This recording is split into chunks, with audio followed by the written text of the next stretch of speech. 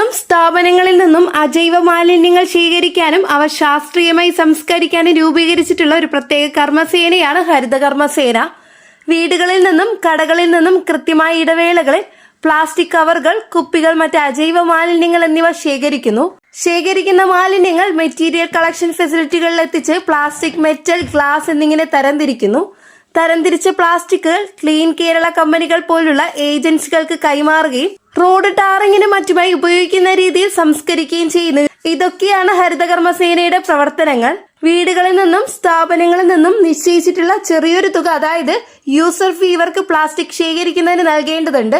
ഇത്തരത്തിലെ user ഫീ നൽകുന്നത് നിർബന്ധമാക്കിയതിനാൽ തന്നെ ഈ തുക നൽകാത്തവർക്ക് പഞ്ചായത്തുകളിലും മറ്റ് ആവശ്യങ്ങൾക്കും പോകുമ്പോൾ തടസ്സങ്ങൾ നേരിടാറുണ്ട്. അതായത് ഹരിതകർമ്മസേന യൂസർ ഫീ അടയ്ക്കേണ്ടത് നിർബന്ധമാണെന്നതാണ് സാരം. ഇപ്പോഴിതാ വീടുകളിലും സ്ഥാപനങ്ങളിലും ഏപ്രിൽ 1 മുതൽ മാലിന്യങ്ങൾ 4 തരംതിരിച്ച് സംസ്കരിക്കണമെന്ന് അറിയിപ്പുകൾ എത്തിയിരിക്കുകയാണ്.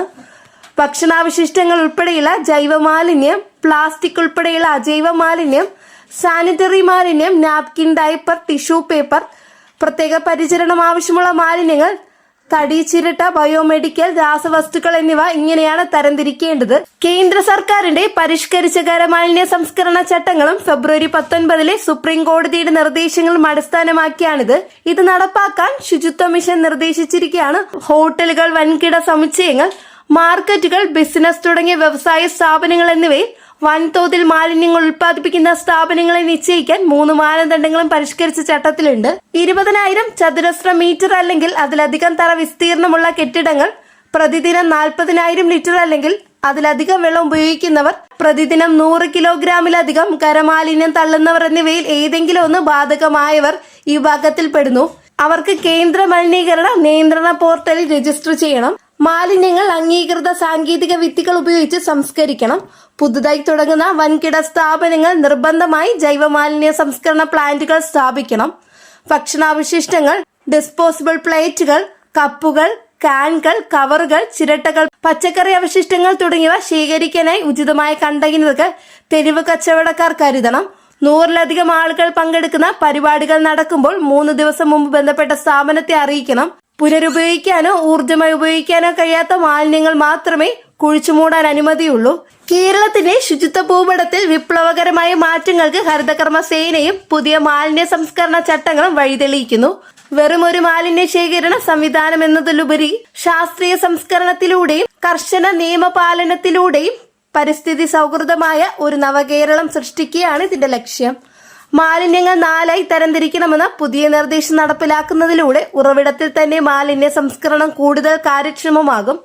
വൻകിട സ്ഥാപനങ്ങൾക്ക് നിശ്ചയിച്ചിട്ടുള്ള കർശന മാനദണ്ഡങ്ങളും യൂസർ ഫീ നിർബന്ധമാക്കിയ നടപടിയും പൊതുജനങ്ങളിലും സ്ഥാപന ഉടമകളിലും ഉത്തരവാദിത്വബോധം വളർത്താൻ സഹായിക്കും.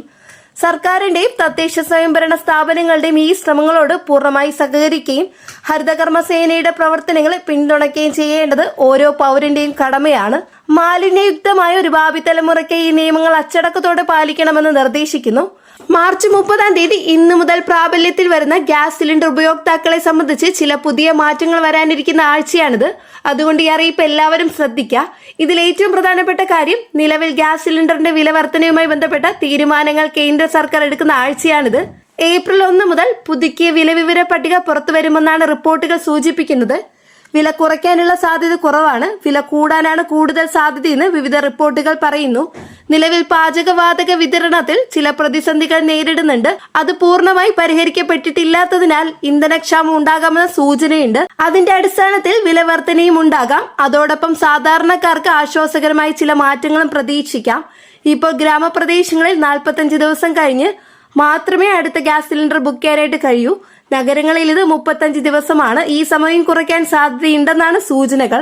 ഈസ്റ്റർ, വിഷു പോലുള്ള ആഘോഷങ്ങൾ അടുത്തു വരുന്നതിനാൽ വിപണിയും ഗൃഹോപയോഗവും സ്ഥിരതയോടെ നിലനിർത്താൻ ഇത്തരം മാറ്റങ്ങൾ വരുത്താൻ സാധ്യതയുണ്ട്. നിലവിൽ 14.2 കിലോഗ്രാം ഗ്യാസ് സിലിണ്ടറിന്റെ വില ഏകദേശം 922 ആണ്. ട്രാൻസ്പോർട്ട് ചാർജുമായി 50 രൂപ വരെ അധികം ചിലവാകാറുണ്ട്. വില വർദ്ധിച്ചാൽ ഇത് 1000 രൂപ വരെ എത്താൻ സാധ്യതയുണ്ട്. ഇനി ശ്രദ്ധിക്കേണ്ട മറ്റൊരു പ്രധാനപ്പെട്ട കാര്യം, ഗ്യാസ് ബുക്കിങ്ങിനായി വാട്സപ്പ് വഴി ലഭിക്കുന്ന ഏതെങ്കിലും ആപ്പ് ഫയലുകൾ ഡൗൺലോഡ് ചെയ്യരുത്. അങ്ങനെ ചെയ്താൽ വ്യക്തിഗത വിവരങ്ങൾ നഷ്ടപ്പെടാനും ബാങ്ക് അക്കൗണ്ടുകളിൽ നിന്നും പണം നഷ്ടപ്പെടാൻ സാധ്യതയുണ്ട്. ഗ്യാസ് ബുക്കിങ്ങിനായി നിങ്ങളുടെ ഗ്യാസ് കമ്പനിയുടെ ടോൾ ഫ്രീ നമ്പർ ഉപയോഗിക്കുക. ഔദ്യോഗിക വാട്സപ്പ് നമ്പർ ഉപയോഗിക്കുക. പ്രശ്നമുണ്ടെങ്കിൽ വിതരണ ഏജൻസിയുമായി ബന്ധപ്പെടുക. ഇതിനൊപ്പം നിങ്ങളുടെ പ്രദേശത്ത് PNG കണക്ഷൻ ലഭ്യമായാൽ അതെടുക്കാൻ ശ്രമിക്കുക. ഭാവിയിൽ ഇത്തരത്തിലുള്ള പ്രദേശങ്ങളിൽ LPG സിലിണ്ടർ വിതരണം കുറയ്ക്കാൻ സാധ്യതയുണ്ട്. കൂടാതെ ഈക്വൈസി പൂർത്തിയാക്കുക. ഗ്യാസ് കണക്ഷൻ ഉടമ മരിച്ചാൽ ഉടമസ്ഥാവകാശം മാറ്റിയ ശേഷം മാത്രം ഈക്വൈസി പൂർത്തിയാക്കുക. അത് പുതിയ ഉടമയുടെ ഈക്വൈസി മൊബൈൽ നമ്പറും അപ്ഡേറ്റ് ചെയ്യുക. ഈ എല്ലാ കാര്യങ്ങളും എല്ലാവരും ശ്രദ്ധിക്കുക. ഈ കാര്യങ്ങളൊക്കെ എല്ലാവരും ശ്രദ്ധിക്കുക. വളരെ പ്രധാനപ്പെട്ട ഒരു ഇൻഫർമേഷൻസ് ആണ് ഇന്നത്തെ വീഡിയോയിലൂടെ ഷെയർ ചെയ്തെത്തിച്ചിട്ടുള്ളത്. ഇൻഫർമേഷൻ നിങ്ങൾക്ക് ഉപകാരപ്പെട്ടാൽ ചാനൽ വീഡിയോ സബ്സ്ക്രൈബ് ചെയ്യാനും തൊട്ടടുത്ത് കാണുന്ന ബെല്ലൈക്കൺ അമർത്തി ഓൾ കൊടുക്കാനും മറക്കരുത്. ഞാൻ ഇടുന്ന വീഡിയോ നോട്ടിഫിക്കേഷൻ ഉടനെ തന്നെ നിങ്ങൾക്ക് ലഭിക്കുന്നതായിരിക്കും. പുതിയൊരു ഡെയിലി അപ്ഡേറ്റ്സുമായിട്ട് കാണാം. എല്ലാവർക്കും നന്ദി, നമസ്കാരം.